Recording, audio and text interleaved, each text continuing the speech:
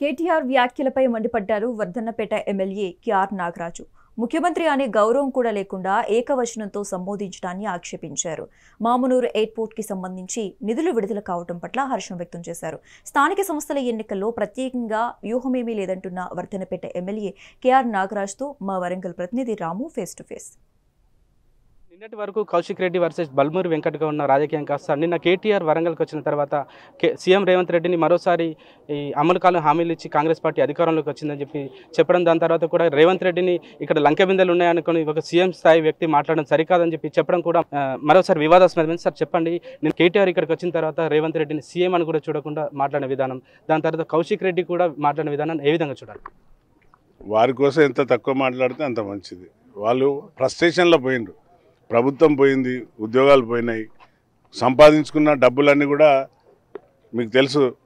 Dubai లాంటి Burj ఖలీఫాలలో వాళ్ళు అపార్ట్మెంట్లలో వాళ్ళకు ఇండ్లు ఉన్నాయంటే మీరు ఊహించండి. తెలంగాణ సొమ్మును ఏ విధంగా బంగారు తెలంగాణ అని చెప్పి ఏ విధంగా చిప్పచీతికిచ్చిపోయిందో తెలుసు. ప్రజలు గమనించిండ్రు.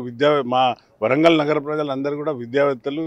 రాణి రుద్రమ ఓరుగల్లు అంటేనే ఒక పోరుగల్లు. అందరూ గుర్తించి వారికి సరైన బుద్ధి చెప్పిండ్రు.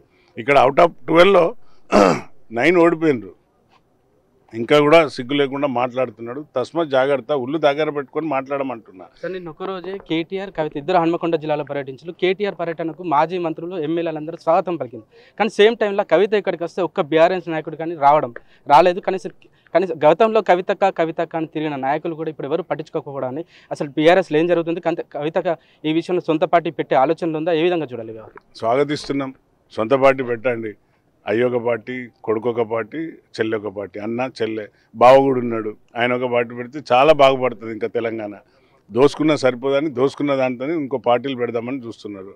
ఉద్యోగస్తులకు సరైన సమయానికి జీతం ఇవ్వలేని మూర్ఖులు ఇవాళ మళ్ళీ వరంగల్కి వచ్చి మా సీఎం గారిని గౌరవం లేకుండా అగౌరవంగా మాట్లాడుతున్నా. మొన్న కూడా నేను మాట్లాడినా. తస్మాత్ జాగ్రత్త, ఒళ్ళు దగ్గర పెట్టుకొని చూస్తున్నాం. తప్పనిసరిగా ప్రజలు ఏ విధంగా బుద్ధి చెప్పాలనో కేటీఆర్కు, కౌశిక్ రెడ్డికి చెప్తారు.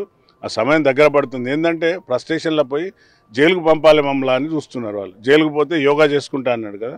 జైలుకు పోతే మళ్ళీ సీఎం అవుతానే ఒక కలగంటున్నాడు. మీకు జైలుకు పంపాడు మా సీఎం గారు. ఇంకా మిమ్మల్ని అట్లనే ప్రజలని ఉంచి మీ బట్టలు కూడా తీస్తాడు. మామ్నూర్ ఎయిర్పోర్ట్ అనేది వరంగల్ వాసుల చిరకాల కల. గత 60 సంవత్సరాలుగా కూడా ఎయిర్పోర్ట్ గురించి ప్రయత్నం చేస్తున్నా కూడా ఇప్పుడు కాంగ్రెస్ ప్రభుత్వం కొత్తగా వచ్చిన తర్వాత దానికి సంబంధించిన భూసేకరణతో పాటు నిధులు కూడా ఈ మధ్యలో కేటాయించారు. దానికి సంబంధించి పనులు ఎప్పటి నుంచి మొదలవుతాయి? అంతేకాకుండా నిన్న కవిత వచ్చిన సందర్భంలో ఎయిర్పోర్ట్కి రాణి రుద్రమదేవి పేరు పెట్టడాన్ని మీరు స్వాగతిస్తారు?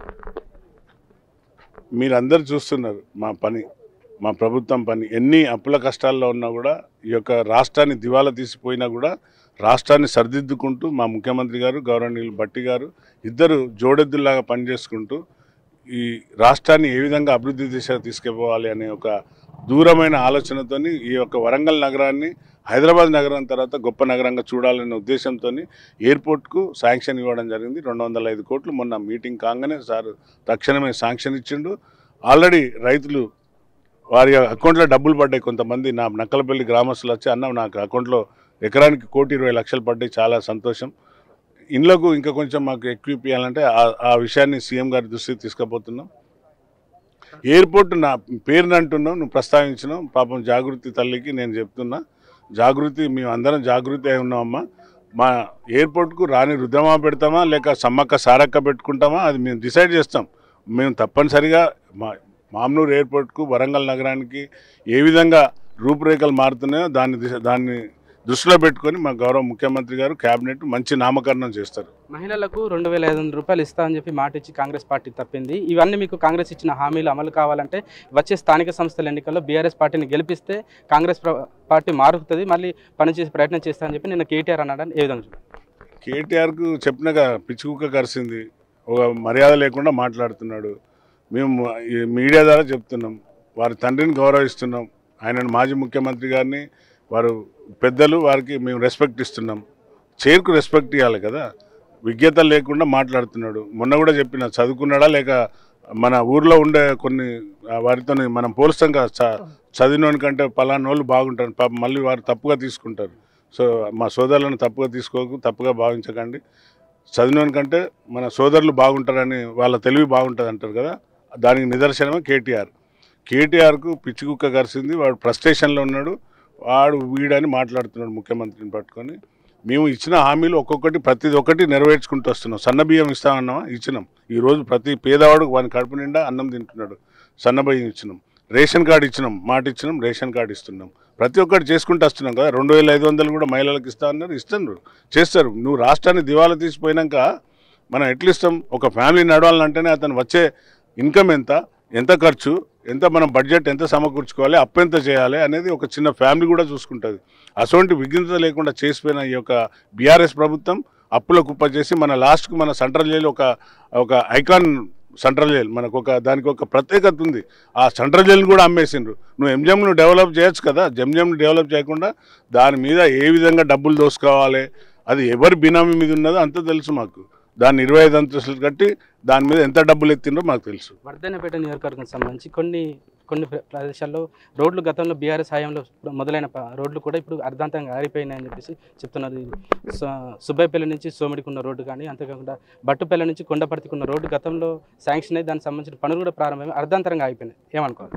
ఇప్పుడు వాళ్ళు శాంక్షన్స్ లేకుండా గత ప్రభుత్వంలో ఉన్న ఎమ్మెల్యేలు కానివ్వండి, లేక శవపలకాలు అంటే శిలాపలకాలు వేసిపోయాను. రాత్రి శవపలకాలు వేసిపోయింది. మేము పని చేస్తున్నాం. ఏ గ్రామానికి, ఏ పల్లెకు, ఎక్కడ, ఏ కాలనీలో ఎక్కడ ఇవ్వాలనో మాకు తెలుసు, మేము చేస్తున్నాం. వాళ్ళు ఏదైతే దానిపైన మీకు ఇంకొక విషయం కూడా చెప్తా, ఎక్సైజ్ను టైం కంటే ముందే పెట్టి దాంట్లో డబ్బులు దండుకొని పోయిన ప్రభుత్వం బీఆర్ఎస్ ప్రభుత్వం.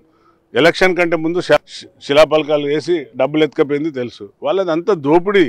మేము అట్లా చేస్తలేం, పక్కా చేస్తున్నాం, మాట ఇచ్చినాం, కాలనీలను అభివృద్ధి చేస్తున్నాం, ఇంటిగ్రేటెడ్ స్కూల్ తెచ్చినాం, ఎయిర్పోర్ట్ తెచ్చినాం, అండర్ డ్రైనేజ్ సిస్టమ్ తెచ్చినాం, భద్రకాళి అమ్మ అటువంటి గొప్ప టెంపుల్ను ఈరోజు రెనోవేట్ చేసి ఆ చెరువును మొత్తం చేసి ఈరోజు శుభ్రంగా చేసి అక్కడ తెప్పోత్సవం జరిగే విధంగా ప్రతి ఒక్కటి చేస్తున్నాం. అది చూసి జీర్ణించుకోలేక మాట్లాడుతున్నాం. అతి త్వరలో స్థానిక సంస్థల ఎన్నికలు జరగనున్నాయి సార్. ఇప్పుడు రాబోయే స్థానిక సంస్థల ఎన్నికలు మీ 18 నెలల పాలనకు రెఫరెండం అనుకోవచ్చు. అంతేకాకుండా మీ నియోజకవర్గం సంబంధించి మీ పార్టీ అభ్యర్థులను గెలిపించుకోవడానికి మీకున్న వ్యూహం? నాకు అన్ని వ్యూహాలు ఉన్నాయి సోదరా. తప్పనిసరిగా మా అభ్యర్థులను ఏ విధంగా గెలిపించుకోవాలో నాకు తెలుసు. ఆ వ్యూహం చేస్తున్నా. తప్పనిసరిగా ఎంతమంది నాయకులు వచ్చినా కూడా మా కార్యకర్తల ముందు బలాదూర్ 100% మేము స్థానిక ఎలక్షన్లో గెలుస్తున్నాం. కేటీఆర్ పిచ్చి కుక్క కరిసినట్టు మాట్లాడుతున్నారు. కనీసం సీఎం అనే స్థాయిని కూడా మరిచి ఇష్టమున్నట్టు ఇష్టారీతిగా వ్యవహరించడం పట్ల కాంగ్రెస్ పార్టీ నాయకులు అయితే ఆగ్రహం వ్యక్తం చేస్తున్న పరిస్థితి. రాబోయే స్థానిక సంస్థల ఎన్నికల్లో మా వ్యూహం మాకుంది. ఖచ్చితంగా మా పార్టీ అభ్యర్థులను ఏ విధంగా గెలిపించుకోవాలో మాకంటూ ఒక ప్రణాళిక ఉంది. దానికి ప్రత్యేకంగా ఆలోచించాల్సిన పని లేదు. ఖచ్చితంగా కూడా మెజార్టీ స్థానాలను గెలుచుకునే ప్రయత్నం చేస్తామని చెప్పేసి Vardhannapeta MLA KR Nagaraj camera person భిక్షపతితో రాము మైగ్నాంటి వరంగల్.